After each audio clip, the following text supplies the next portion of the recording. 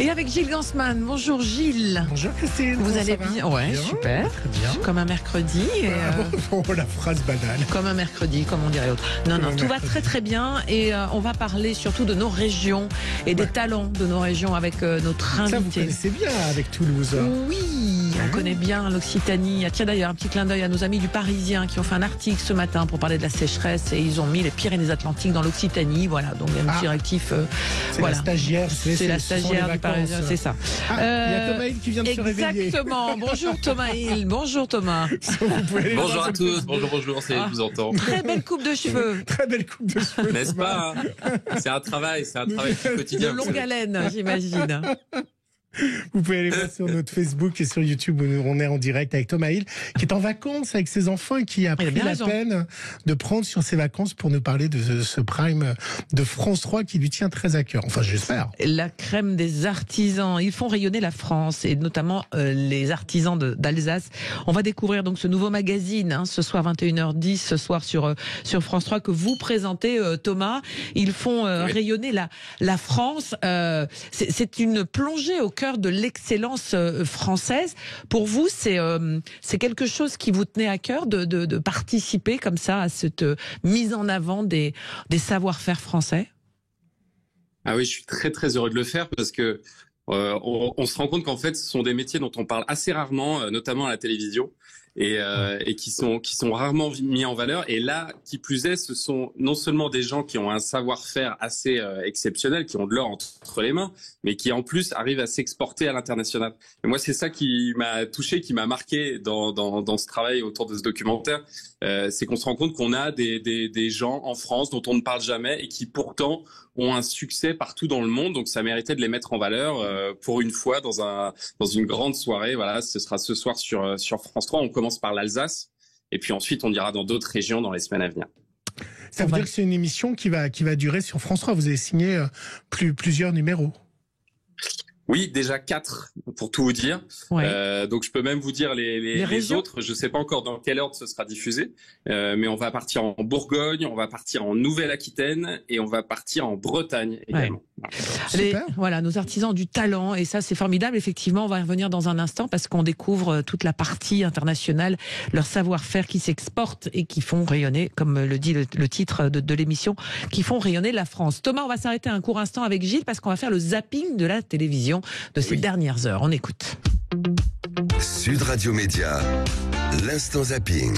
Il aurait pu faire partie de vos participants, Thomas, hier sur BFM TV, le portrait d'un agriculteur français qui vit à 100 km du front en Ukraine et qui, malgré la guerre, a décidé de continuer son activité d'agriculteur. Sa décision, cet agriculteur l'a prise dès le premier jour de la guerre. Le 24 février au matin, vers 3h30, j'étais appelé par un de nos salariés qui m'a dit qu'il voyait des choses voler dans le ciel. J'ai tout de suite compris que c'était des missiles. Et quand j'ai vu que tout le monde continuait à travailler et voulait continuer à travailler, c'est là où je me suis dit que je partirais pas. Pour ces 130 employés, une évidence. Produire des céréales, c'est participer au combat. Grâce à nous, notre pays a du pain et nous faisons fonctionner l'économie. Assez courageux de garder ses employés, de continuer. C'est un Français qui dirige cette entreprise qui fabrique du blé, donc du pain. On a du mal à imaginer un pays en guerre et qui continue à fonctionner, à tourner avec des gens qui font tourner l'économie parce que il y a une vie qui continue malgré tout. Je ne sais pas si vous savez, mais Pierre Palmade a eu un accident de voiture. Après, à peine. On le voit presque pas dans les médias. Après la coke, la pédopornographie, nouveau chapitre dans l'affaire Pierre Palmade. Alors, des personnes, je sais pas si vous avez suivi, ont amené des vidéos et des enregistrements qui prouveraient cette pédopornographie. On peut juste se demander pourquoi ils les amènent maintenant, alors qu'apparemment il les possédait depuis un certain temps. Enfin bref. Hier, dans Touche pas à mon poste, Gilles Verdez a quand même alerté sur la possibilité. Il pourrait s'agir en fait d'une vidéo montée pour pouvoir faire de l'argent. Écoutez. Il y a une thèse possible, c'est autour de l'argent. Parce que dans la partie pédopornographie, il y a un téléphone qui a été acheté il y a 2 ans par quelqu'un, une personne qui prétend avoir une des vidéos montrant Pierre Palmade regardant des images pédopornographiques. Cette vidéo a été proposée à un média, une chaîne d'information, pour une somme il y a quelques jours. Donc quelqu'un a intérêt à vendre cette vidéo. Et les policiers se demandent effectivement, quand on en est là, s'il n'y a pas autour de tout ça un chantage, quelqu'un qui aurait manipulé ou pas une vidéo. Donc il y a peut-être une affaire d'argent autour de cette affaire de pédopornographie. Le journaliste média que vous êtes de temps en temps, Thomas Hill, vous pensez quoi de la couverture médiatique de Pierre Palmade? Ça vous choque? Ça vous... Même le téléspectateur tout seul que je suis trouve ça fatigant en fait. Moi, je vous le dis, hein, j'en ai marre d'en entendre parler. Je trouve qu'on en fait beaucoup trop.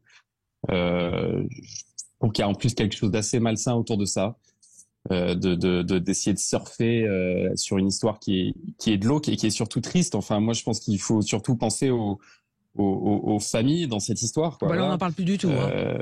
Et on n'en parle pas trop. Ouais. Et voilà. Et moi, c'est à eux que je pense, franchement. Et je trouve ça dramatique. Et je me dis que avoir en plus une couche au-delà de la douleur, avoir en plus en permanence dans les médias, tout autour, dans tous les magazines, dans tous les journaux et dans toutes les télés, ce son médiatique autour, ça doit être encore plus dur à vivre, quoi. En sachant que s'il y a aussi une couverture comme ça, Thomas Hill, c'est qu'il y a aussi une attirance du public, ce qui veut dire une appétence pour cette histoire-là, ce qui dit beaucoup peut-être également de nous. Oui, mais après vous savez, c'est toujours une histoire d'offre et de demande, hein, les médias. On peut aussi se dire parfois qu'on peut avoir un peu de retenue sur certains sujets et que on en a suffisamment fait. Voilà, on peut aussi se dire là-dessus, on va proposer autre chose au public et on va peut-être pas aller toujours dans ce qui est le plus cracra, quoi. Voilà. Et moi, c'est l'impression que ça me donne là en ce moment, c'est que on se dit tiens, il y a un bon truc. Effectivement, ça plaît au public parce qu'il y a énormément d'ingrédients dans cette histoire. Donc voilà, on a envie d'y aller évidemment, mais parfois aussi les journalistes peuvent avoir un peu de retenue, hein. C'est pas impossible ça. Restons avec Touche pas à mon poste avec Patrick Viola. Alors, Patrick Viola, il a créé un refuge pour les animaux en seconde vie, ceux qui ont été dans des cirques, ceux qui ont été maltraités et aussi ceux qui ont été en laboratoire. Il racontait hier dans Touche pas à mon poste toujours que son refuge était en danger car il a perdu plus de 6 millions de dettes parce qu'il faut nourrir tous ces animaux qui sont mal en point et qu'on peut pas forcément visiter. Mais hier, il a crié vraiment un coup de gueule sur sur les influenceurs qui posent entre autres avec les animaux. Écoutez. Notre emblème, c'est la petite cannelle. La petite cannelle, c'est une petite macaque grande comme ça, qui est rentrée dans une cage de labo à 2 ans, qui est ressortie à 21 ans, qui a fait 3 cycles. Si cette cannelle, on lui doit pas une de retraite, qu'est-ce qu'on fait sur Terre? Oui, et la tanière, donc l'objectif, c'est de sauver ces animaux et aussi de faire de la pédagogie. C'est pour ça qu'on est ouvert au public, expliquer aux enfants qu'on va pas se faire prendre en photo avec un lion sur une plage ou avec un tigre dans une boîte de nuit le soir, que ces animaux qui se font prendre en photo avec les gens sur les plages sont des animaux qui ont été dégriffés, qui ont été castrés bébés, qui ont des tas de problèmes, et les animaux, leur place, c'est dans la nature. Donc voilà, vous pouvez aller sur le site de la tanière où il y a des appels au fond qui sont mis sur le site. Ouais, parce qu'il est vraiment en difficulté et on ne sait pas ce que deviendraient tous les animaux qui sont à la tanière. Restons avec les animaux et un reportage du Trésor parce que finalement, quand on regarde l'émission de France 3, on se dit que Thomas Hill est prêt pour présenter le Trésor et les reportages du Trésor. Alors vous allez voir, ça fleure bon le petit rapporteur. C'est Benjamin Glaise qui a trouvé cette petite info. C'est le stade de foot de la ville de Saint-Lambert-la-Poterie qui est envahi par les sangliers. Alors ça leur pose beaucoup de problèmes. Alors, ils ont pris plusieurs mesures concrètes et puis des mesures un petit peu plus rigolotes qu'on vous a mis à la fin avec le réalisateur. Les sangliers se sont régalés en vers de terre, mais leur festin a un coût. La mairie a dû faire intervenir une société pour remettre le terrain en état et installer une barrière tout autour. C'est un investissement de 100 000 euros à peu près, même un peu plus. L'argent qu'on a mis là, on ne l'a pas mis ailleurs. Les sangliers ne pourront plus dribbler. Article 1. Les sangliers n'ont pas le droit de pénétrer sur le stade de football de la commune s'ils ne sont pas équipés de chaussures réglementaires à crampons. Vous avez bien entendu, à Saint-Lambert-la-Poterie, la mairie leur a interdit l'accès au terrain de football. Et oui, il faut qu'ils aillent des crampons, les sangliers, s'ils veulent rentrer sur le terrain. Ils ont pris un arrêté municipal pour ça. Ça fait le miel des reportages terrain, comme on dit, hein, Thomas. Oui, alors je vous remercie de la comparaison. Mais vous allez voir que ce soir, on va aller sur des sujets où on élargit un petit peu le propos. Hein. Exactement. Oui, là on est sur de l'exceptionnel et même de l'exception plutôt que de l'exceptionnel. Vous savez que je finis mon zapping en musique. C'était dans Quotidien la semaine dernière parce que Quotidien est en vacances. Ils ont présenté la nouvelle chanson d'amour d'Étienne Dao, le premier single d'un album à venir. Vous avez vu le clip? Oui. Tout en paillettes? Oui. Ça s'appelle Boyfriend. Dao, c'est juste là. Ah bon? Il est là. Ah bah c'est là, voilà. ça me change de Valérie. Boyfriend. Je serai le cachet qui fond sous la langue pour t'apaiser. Je serai tout près. Gardant bien mes distances. Ah oui, bah oui, mais oui. 67 ans le monsieur. Eh oui. 67 ans Étienne Dao. Mais il faut revisiter Étienne Dao de temps en temps. Ça fait pas de mal. Donc voilà. Thomas, vous bougez pas. On va se faire une petite pause, comme on dit dans notre jargon, et on se retrouve juste après. On parle avec vous donc de ce soir. On vous retrouve à la tête de cette émission sur France 3. Ils font rayonner la France. C'est super. Hein. Ouais, c'est vraiment bien. Oui, moi j'ai découvert des gens, des personnages. Oui, il y a vraiment des talents fous. L'excellence française est vraiment au rendez-vous. Moi j'aime bien Pierre Zimmermann, vous savez, qui a les confitures. Moi je vais foncer chercher les confitures. Allez, on va parler de tout ça avec vous Thomas. Bougez pas et on se retrouve juste après sur Sud Radio. Sud Radio Média, l'invité du jour. Avec Thomas Hill qui présente ce soir sur France 3 ce nouveau magazine. Ils font rayonner la France.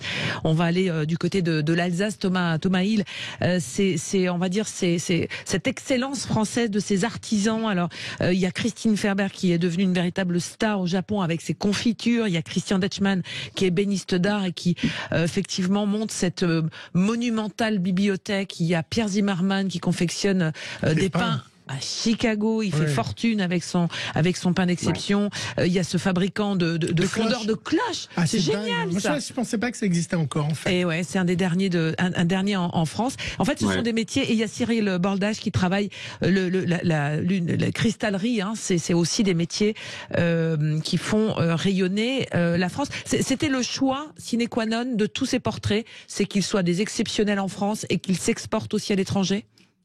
Oui, c'était d'ailleurs la difficulté de trouver ces personnalités et d'en réunir 5 dans une grande soirée comme ça. Il a fallu aller chercher pendant longtemps et des journalistes qui se sont penchés sur cette question-là parce que voilà, il fallait à la fois des gens qui soient solidement ancrés dans leur territoire, le territoire alsacien, et on le voit par exemple. Vous avez parlé de cet ébéniste qui va chercher son bois juste à côté de chez lui, c'est-à-dire qu'il est vraiment 100% alsacien et en même temps il a cette capacité d'aller se vendre ailleurs, d'aller vendre ailleurs dans le monde les créations qu'il réalise. Et c'est le cas de tous les personnages qu'on a ce soir. Vous parliez de Christine Ferber, elle aussi, hein, ses cerises, elle va les chercher juste à côté de chez elle en Alsace, mais en même temps, on voit que au final, ces confitures, elle arrive à les vendre absolument partout dans le monde, y compris à des grandes stars. Donc c'est ça qui est assez bluffant dans cette soirée, c'est de voir que voilà, tous ces gens, ils sont capable de faire rayonner un petit bout de France et là en l'occurrence l'Alsace ailleurs dans le monde et ça c'est très beau à voir. Moi ce qui m'a étonné parce qu'on a eu la chance de voir l'émission avant pour pouvoir vous en parler et moi ce qui m'a étonné dans tous ces portraits c'est que je trouve ces gens très humbles en fait hein.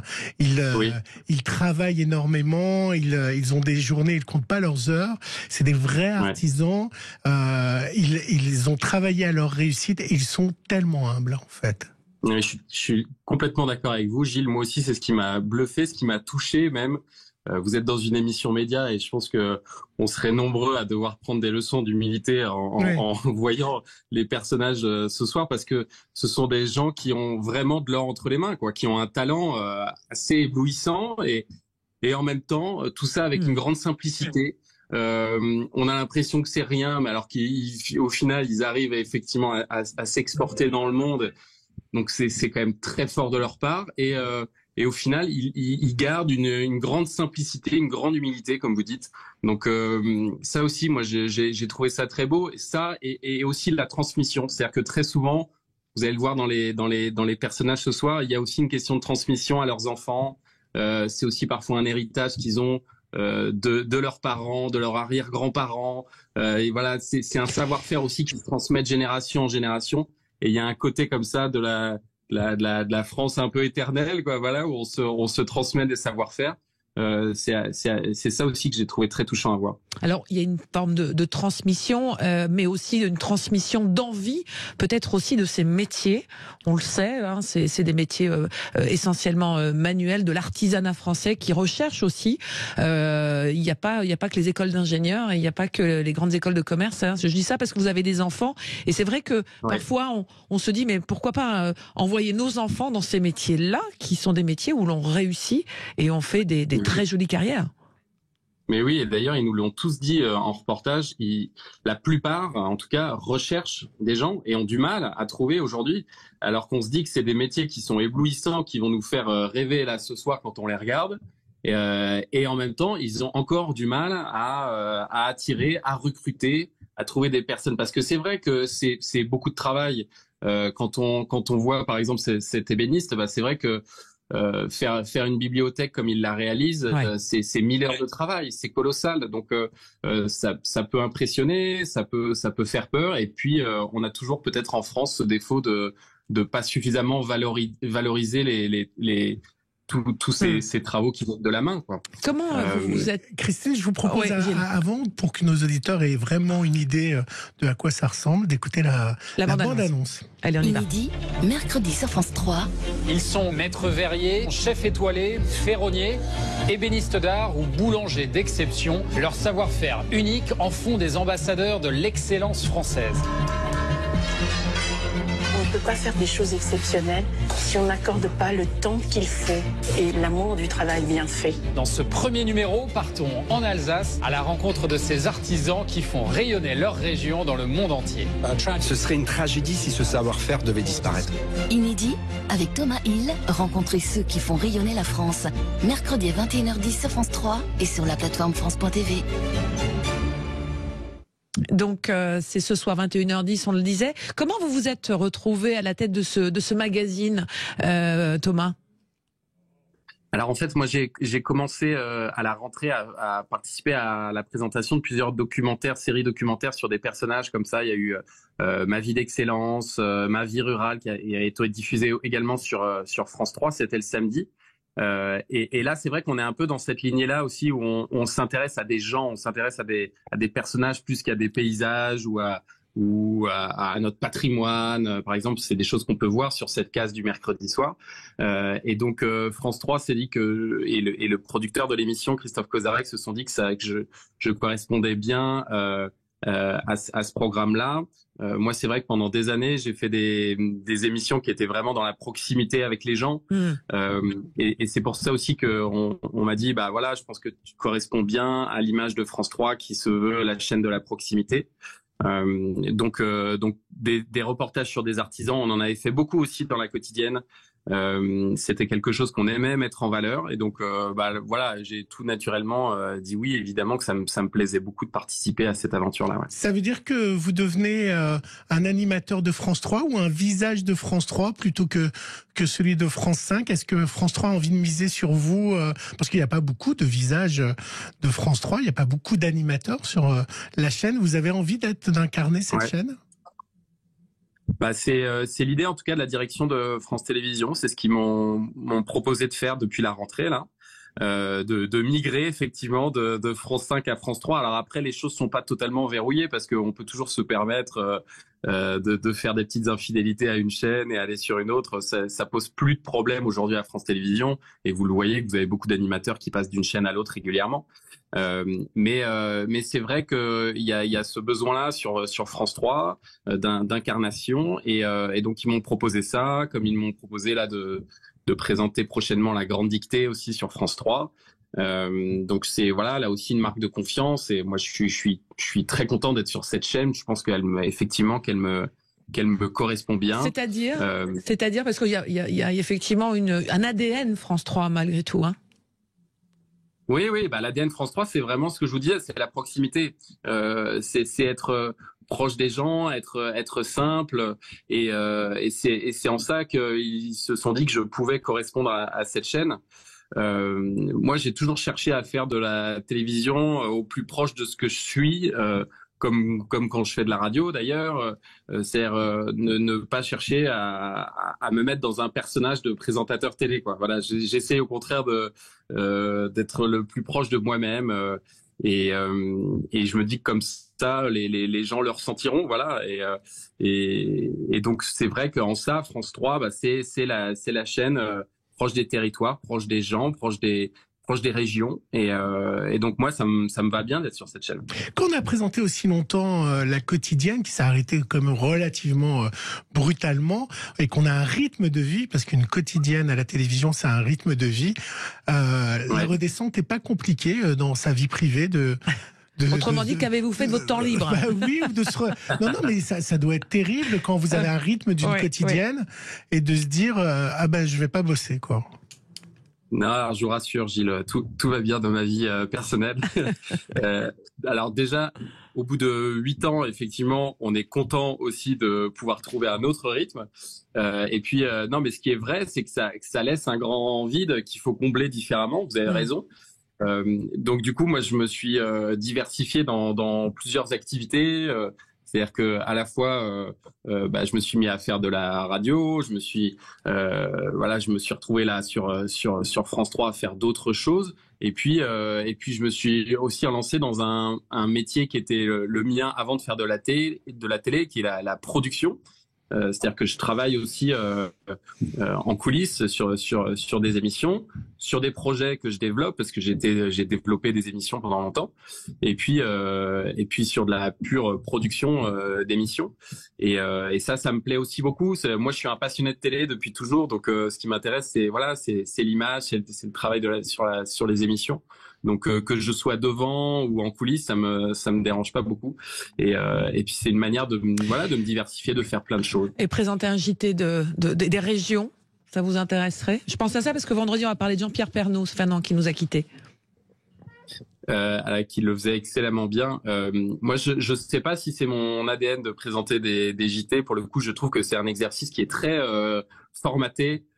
Et assez complexe, hein, mais très très formaté, et moi je sais pas vers là que j'ai forcément envie d'aller. Moi j'aime bien aussi être dans l'échange avec les gens, donc je pense que je vais laisser ça à d'autres. Il y a plein de gens qui font ça très très bien, il y a énormément de journalistes qui veulent le faire, donc je vais pas rentrer dans cette course là.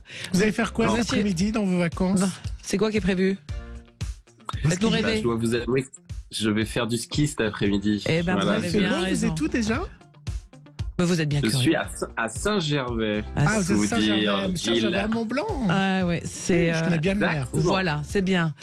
Bonnes vacances. En tous les cas, on vous regarde ce soir avec vous, Thomas Hill. Donc, ils font rayonner la France, et c'est l'Alsace avec tous ces métiers d'excellence française qui exportent le savoir-faire français. C'est à 21h10 sur France 3. Merci à vous. Dans un instant, Jean-Jacques Bourdin sur Sud Radio, et à bientôt. On aura le directeur général du Figaro. Absolument. Allez, à demain, et dans un instant, Jean-Jacques Bourdin. À tout de suite.